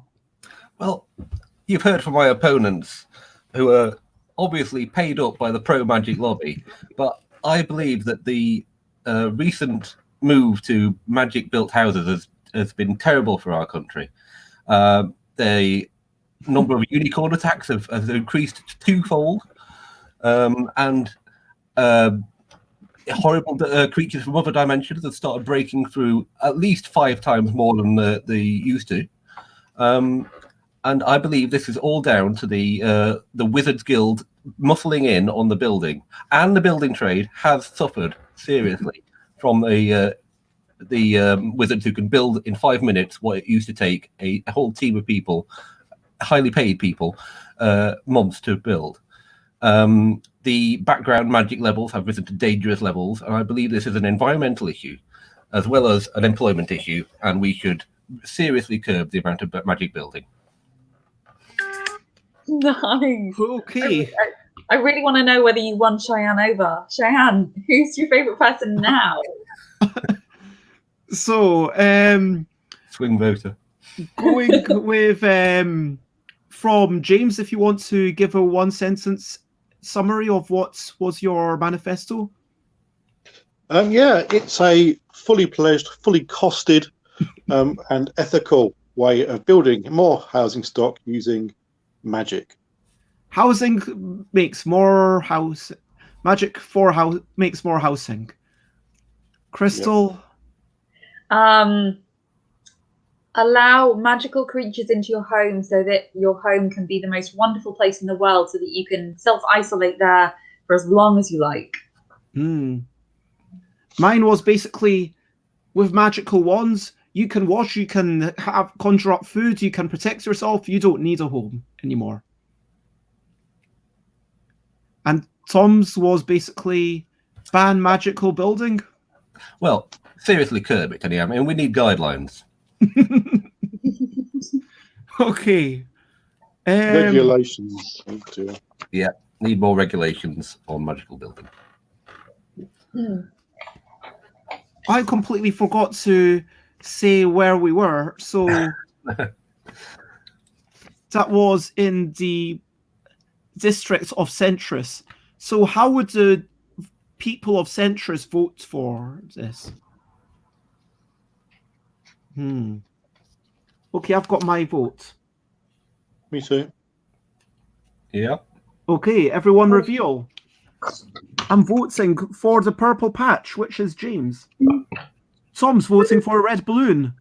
Crystal's voting for Tom. And James is voting for me.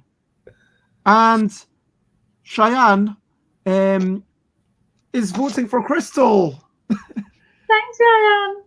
So I think, does that give Crystal the win? No, I voted for you, I think. Who else voted for Crystal? Just Cheyenne. So you got 2 votes. So from I got Cheyenne. 2 votes, and even if we count Cheyenne's vote as double, then I should still win because 2 actual people voted for me. Yay! I win 1. Sorry, As Crystal. opposed to a magical person. So the next district that we're going to be campaigning for is the island. So how will the people of the island vote? And what the people of the island want to hear about is about the art of defense. And they also want to hear about animals. So how... Show me the animals one. So animals talks about bugs, reptiles, cattle, jungle animals, pets, or extinct animals. It's up to you. So this is the penultimate thing, potentially, or possibly the final thing. We'll see how the voting turns out. So I think we started... I think, Crystal, it's you to go first. Oh, Cheyenne. You're so sweet. I'm trying to concentrate. okay, so about defense and animals. 3, 2, 1, Crystal. Okay, so we need to consider that many of our animals, many of our species are already extinct, and there are so many more who are on the verge of extinction, and so we must defend them. We must find ways of defending them. And I believe the way that we do this is to harness the power of the other animals. So the jungle animals, find ways of communicating with them so that they understand that they must defend the smaller ones, the bugs, the house cats, the flies that we give almost no thought to, but which could so easily go extinct. We have to understand that they're all part of one unique and amazing animal kingdom, and so they must defend each other. And we can do that by training them with our own armies. So help the animals to defend other animals. Okay. Was a good solid speech. And now it's time for me. 3, 2, 1, go. So here on the island, we are all about defending ourselves from helicopters. And so we need to stop these helicopters. And in order to stop these helicopters, we are going to use the Kraken. So we have enlisted the help of the animals. We have reached out to Poseidon. And we are going to get the Kraken. We are going to get the giant octopus. We are going to get the narwhals, the flying narwhals, who will rise up into the clouds and shoot at those helicopters, saying, no, do not come to the island. You will not take down us. And not only them, you will have all the Pegasus, all the animals. We will get them together to take down those helicopters, because that's what it's all about. Animals taking down the helicopters. Thank you.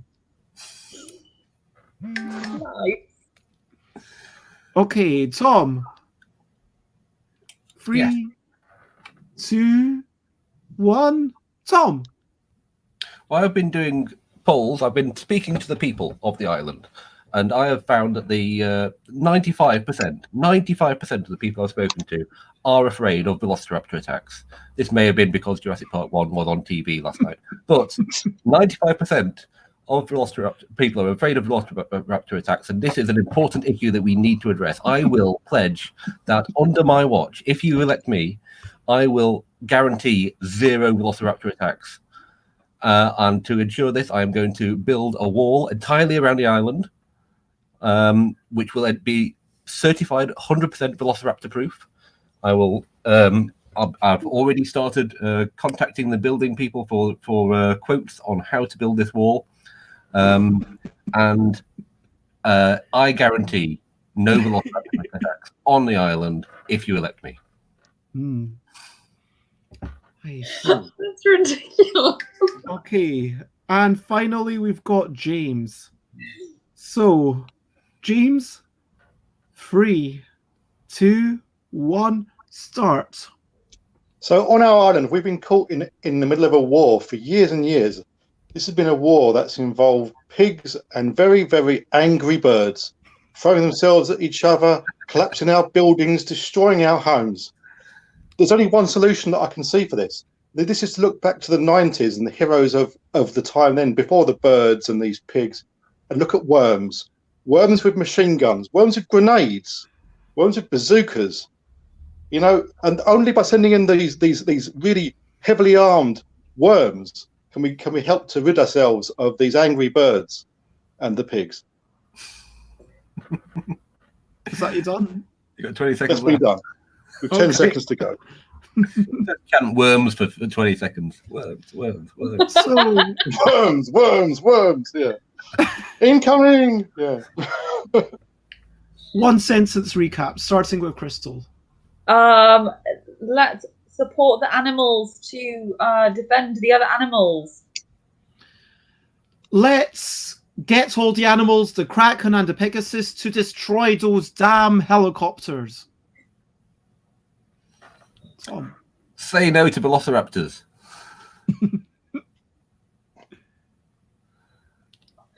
James.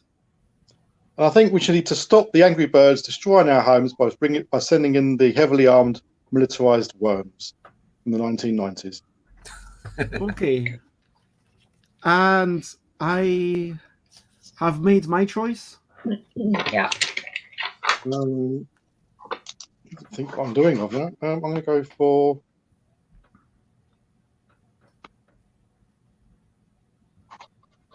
And Cheyenne, you can vote as well. 3, 2, 1.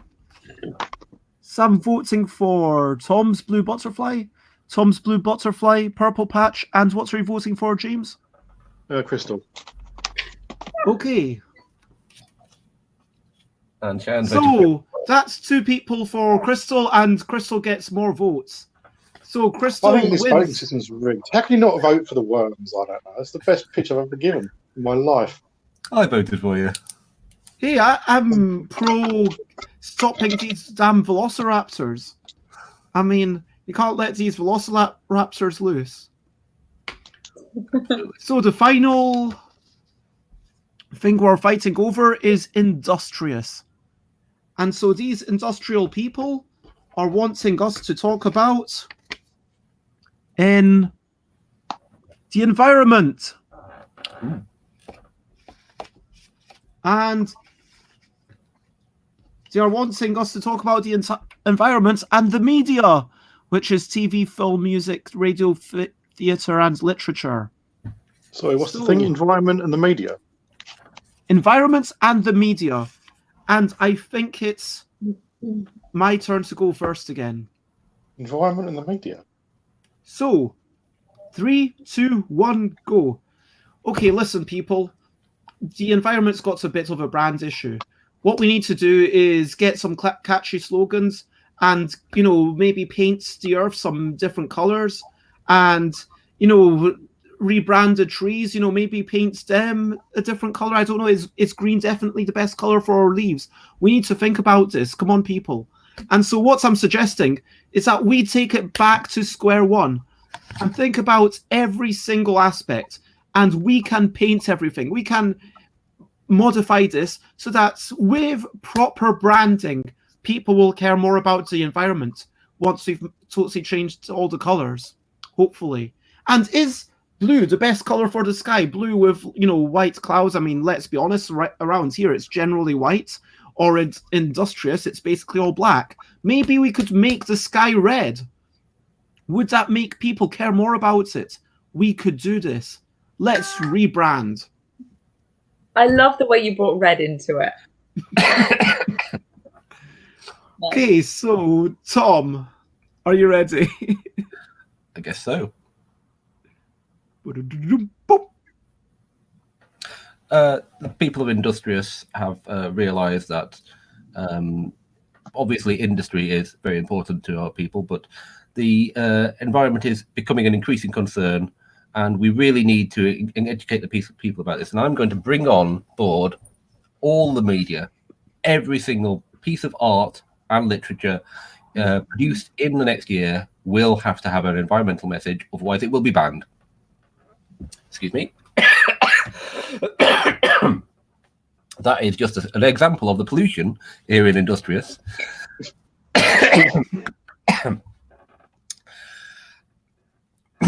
So every single film, every single article in a paper has to mention some positive message about the environment, otherwise censored. No books will be published unless they encourage people to pick up litter. Every film will be about saving dolphins. Stop. Okay. I lost a couple of seconds though. Still got a bit of a cough. Good work in corporation. It's really bad in Industrious. Yeah, I really appreciated it. Good show. James, are you ready? 3, 2, 1, go. So my campaign is about reclaiming back our television and radio programming. No matter what channel you watch, no matter what program it is, every single show is showing that Greta bloody Thunberg. She's everywhere. She's on the news. She's on the soaps. She's on all the stage and comedy shows. She's on all the sort of, talk shows. You can't get away from this person. I know she's got a great message, but it just gets boring after a while. Why can't we go back to days of things like sneezing baby pandas? Things that are cute to watch. I think it'll be nice to just have a time where we didn't see Greta on our screens at any point during the day, and that's my whole campaign, is to say, can we have a bit less of Greta, please, and a bit more sneezing baby pandas? What baby pandas? Sneezing baby pandas. Sneezing, like achoo. Yeah, it's one of the cutest videos on YouTube. Gonna have to send you some memes. Okay, and finally, Crystal. 3, 2, 1, go. Often when we think about the environment, we think of topics like climate change. What I'd like us to focus on a bit more is recycling, just for now. So in Industrious, we're very keen on creating more products. But what I think that we need to be refocusing on is recycling what we already have.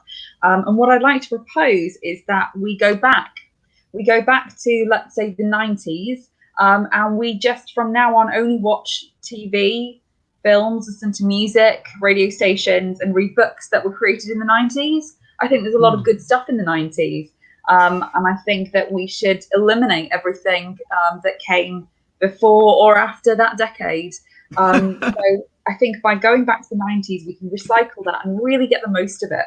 Really remember what that time in life was like, and learn to appreciate things that were really good quality. Okay, so to summarize, I talked about painting and recoloring and rebranding the whole world, rebranding environments. Tom?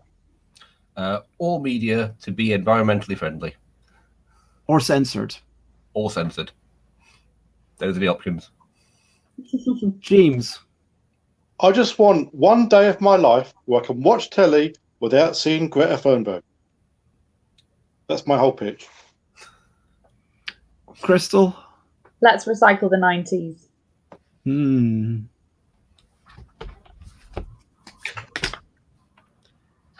Okay.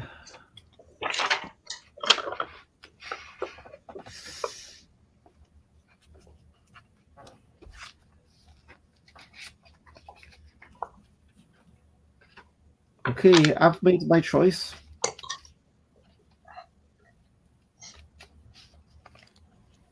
Are you ready? Yeah. 3, 2, 1, reveal. Green apple, Now, red balloon. I was going to vote for Crystal, but I realised if I did vote for Crystal, I'd actually wouldn't You exist. cannot vote because for I wasn't yourself. born in the 90s. You cannot vote for yourself, James. So I'm going to have to vote for myself, unfortunately, because I can't. Otherwise, I wouldn't exist if I voted for the 90s. You cannot and vote that was for the one that- yourself, James. You You wouldn't can't vote for exist yourself, if no. you waited for the 90s. Yeah, because I was born in the 80s. So I wouldn't exist. All your formative years. Oh, Exactly. shit. Neither would I. Didn't think that one through. I'm going to spoil my ballot paper in that case because I want to still live. Okay, so we've got tied votes in that case, I think, because I voted for Tom. Tom voted for Crystal, and Crystal voted for me.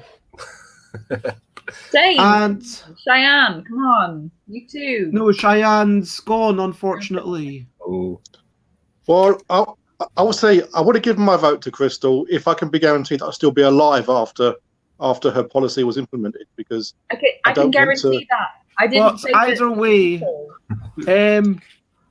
if we call that,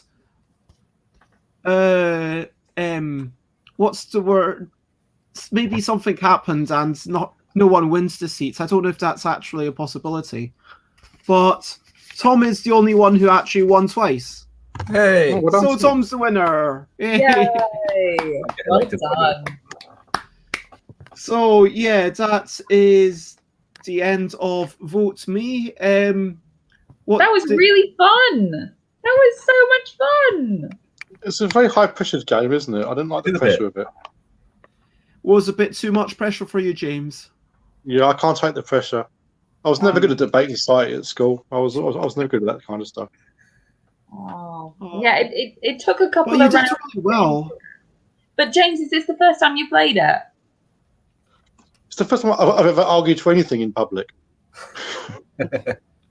James saw the end of it because James joined us on Thursday night, and James saw the thing. But yeah, so James knew the rules, but this is James's first time playing, and yours. Yes. But Tom and I have played before, so Tom It's probably quite a useful skill, though, has isn't it? It's the sort of because thing. Tom's definitely played it more than I have.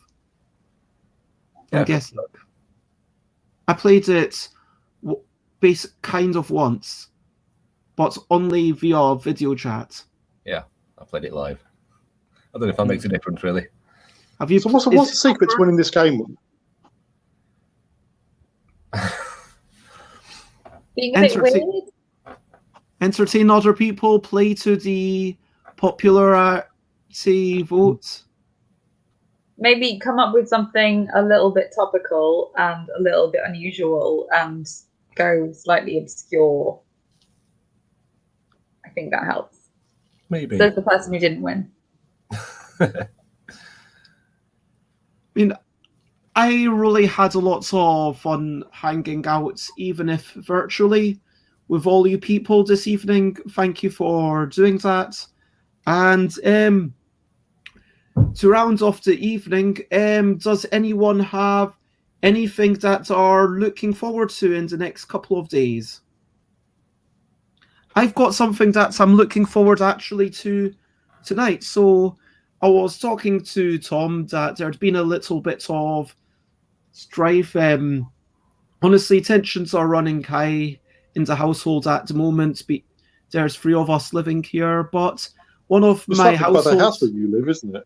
Mina, is kind of cooking for everyone and said, oh, if you've got these online things, I'll make dinner for 10 o'clock then, and we can eat at 10. So we're going to Oh, have nice. dinner, hopefully the 3 of us. We'll see how that works. That's something I'm looking forward to.